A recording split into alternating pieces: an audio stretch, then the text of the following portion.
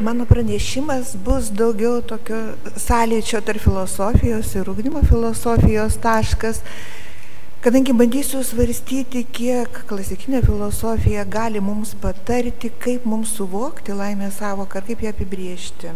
Kitas aspektas bus pačios Meilės Lukšienės koncepcijos apžvalga, nes mano galva Lukšienė turėjo tam tikrą ugdymo filosofiją ir bandysiu apčiuopti, kokios yra galimos Meilės Lukšienės ugdymo koncepcijos sąsajos su šiandien svarstoma laimės tema, o dar tiksliau problema. Laimės sąvoka yra viena iš paradoksaliausių sąvokų, kurios vartojimas parodo, kad žmogaus racionalumo galios turi ribas. Žmogus visada trokšta laimės, tačiau pasirodo tai, ko jis trokšta, jis nėra pajėgus labai aiškiai savo apibrėžti. Ir netgi Aristotelis, kuris pradėjo tą klasikinį eudemonizmą, sakydamas, kad eudemonija, tai yra laimė, yra aukščiausias gėris, kurios siekia visi, jis nepasakė, kas iš tikrųjų yra ta laimė. Aristotelio interpretatoriai eudemonijos sąvoką verčia labai įvairiai. Pavyzdžiui, Rosas sako, kad žodį laimė būtų galima suprasti kaip pastebėtas gerojo genijaus, netgi kaip palankę fortūną, akcentuojant šiek tiek išorinę sėkmę, kas graikams buvo svarbu. Ir man atrodo, kad kaip premjeras šiandien kalbėjo apie lietuvių gebėjimą nugalėti, tai turėjo būtent tokį aspektą omenyje. Bernardas Williamsas eudemoniją į anglų kalbą verčia kaip well-being, kas lietuviškai reikštų gerovę, gerą savijautą. Bet kaip bebūtų, akcentuojamas tik laimės siekiamumas ir savipakankamumas. Aristotelis sako, visų kitų tikslų mes siekiame tik dėl laimės ir vienintelės laimės siekiame tik dėl jos pačios. Kantas buvo daug radikalesnis ir pasakė, kad laimė apskritai yra neapibrėžiama, nes apibrėžti galima tik tai, kas kartojasi, kas turi universalumo dimensiją ir apie tai, ką galima mąstyti protu, o laimės mes nemastome protu. Laimė yra vaizduotės, laimė yra vilties idealas, nes nei vienas atskiras individas negalėtų pasakyti, kas iki galo jį padarytų laimingą. Kantas sako, laimės idėjai reikia absoliučios visumos, maksimalaus mano pasitenkinimo dabar ir bet kada ateityje. Niekas negali suformuluoti tokios formulės, kas būtų, kad jis visą gyvenimą būtų laimingas. Jau be to visi elementai priklausantis laimiai, jie yra empiriniai, jie kinta, jie priklauso nuo aplinkos. Bet koks siekiamas laimės idealas, sako Kantas, realiame gyvenime gali virsti priešybę. Žmogus nori turto, jis įsivaizduoja, kad jeigu taps turtingas, tai bus laimingas, sako Kantas.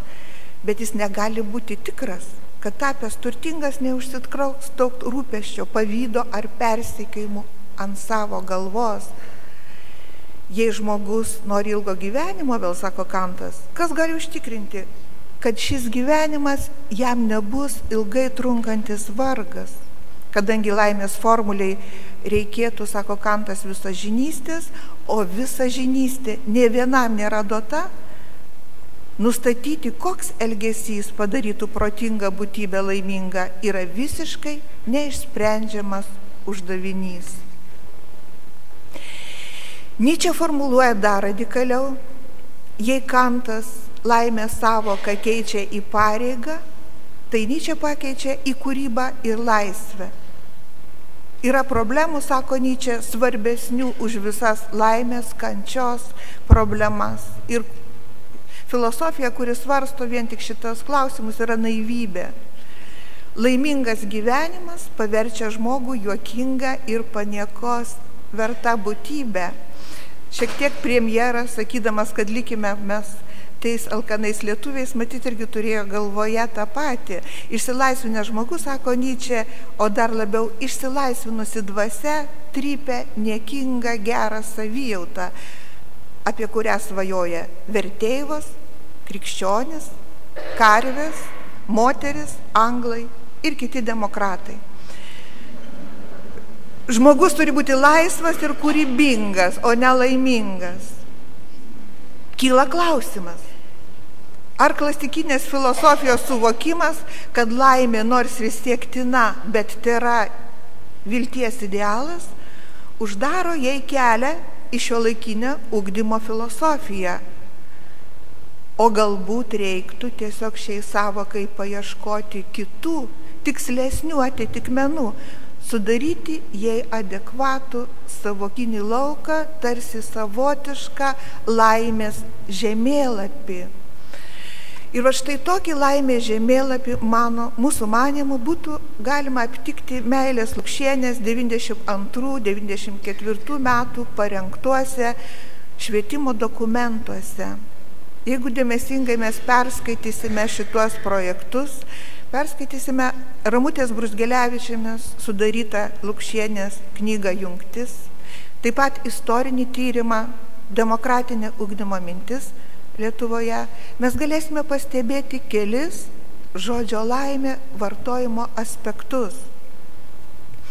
Knygoje Demokratinė ugdymo mintis Lietuvoje, aptardama feodalinės respublikos ugdymo nuostatas, daktarė rašo, kad daugelis didikų stengiasi savo vaikus išugdyti to meto supratimu geriausiai.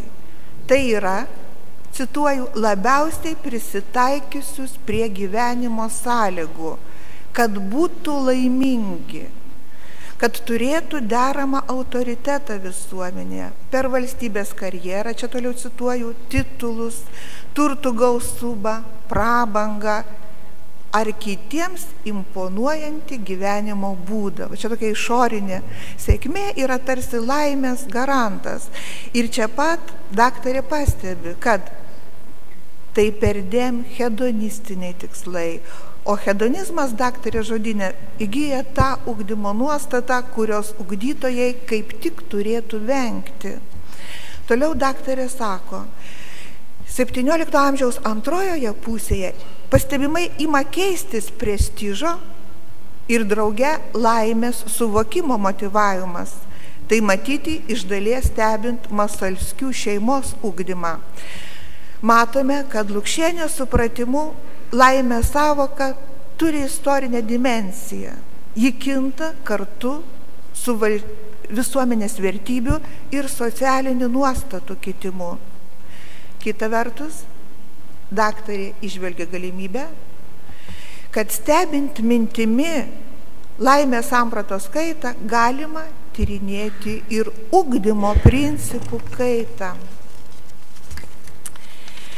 Mums svarbu, kokį laimės modelį pasiūlė pati daktarė švietimo bendruomenei po 90 metų. Daktarė buvo kritiška ir racionali, ji nekūrė utopinių vizijų. Tai, kas buvo pasiūlyta, buvo paprasta, tikslų ir netgi įgyvendintina. Reikėjo tik tai tokios palankios, edukacinės, politinės valios. Laimės savoka šiuose programuose perkeičiama 3 kitais orientyrais. Nesakoma laimė, sakoma džiaugsmas.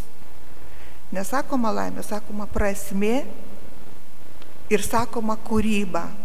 Cituoju, mokykla ugdo mokinių gebėjimą džiaugtis gyvenimą, patirti jo pilnatvę. Edukacija turinti teikti džiaugsmą, jai ugdo vientisą asmens pasaulėvaizdį ir jai bendrą išsilavinimą teikiančios žinios rūpestingai atrenkamos taip, kad jos suteiktų tam tikrą prasmingą visumą, kad pasaulis jį pažįstančiam skleistusi kaip tam tikra sąryšinga tikrovė. Ir visi mes žinome, kad daktarė siūlo peržengti siauras dalyko ribas, ugdyti vientisą pasaulėžiūrą ir bendrą gyvenimo tikslų supratimą, kad mokymasis būtų prasmingas, kad jis suteiktų tam tikrą atramą prasmės lauke. Ir programoje, tarsi sekant vėlgi Nyčės pėdsakai, sakoma, tai ką šiandien ir premjeras pastebėjo, kad kūrybiškumas vienas iš esminių žmogaus bruožų. Aš čia cituoju, asmens kūrybiškumo sričių esama tiek, kiek yra jo veiklos sričių.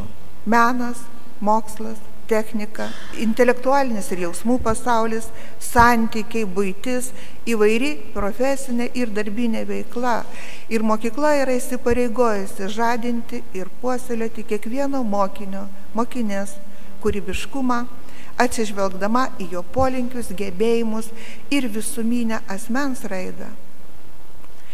Man atrodo, kad čia yra siūloma skaidyti ugdymą į smulkesnės, decentralizuotas sritis, kur kiekvienas ir kiekviena galėtų surasti galimybę savo saviraiškai ir kūrybiniai veiklai. Ir man šitoj vietoj iš karto ateina į galvą paralelę su vienu žymiu jau minėtu britų filosofu Bernardu Williamsu, kuris sakė, kad žmonės turi daug įvairesnių ir platesnių projektų negu siekimas būti laimingais. Jie gali norėti atsiduoti asmeniui, institucijai, karjerai, savo genijui, pavojaus paiešką. Ir toks įsitraukimas į projektus gali suteikti žmogui gyvenimo prasme, net nesiremiant prielaidą, kad jie turėtų jį padaryti laimingą. Ir tokia, čia vėlgi galima prisiminti atviros visuomenės teoretiką Karlą Raimundą Poperį, kuris sakė, kad gal net ir pavojinga kurti aišku laimės modelį, nes labai kils pagunda jį primesti kitiems.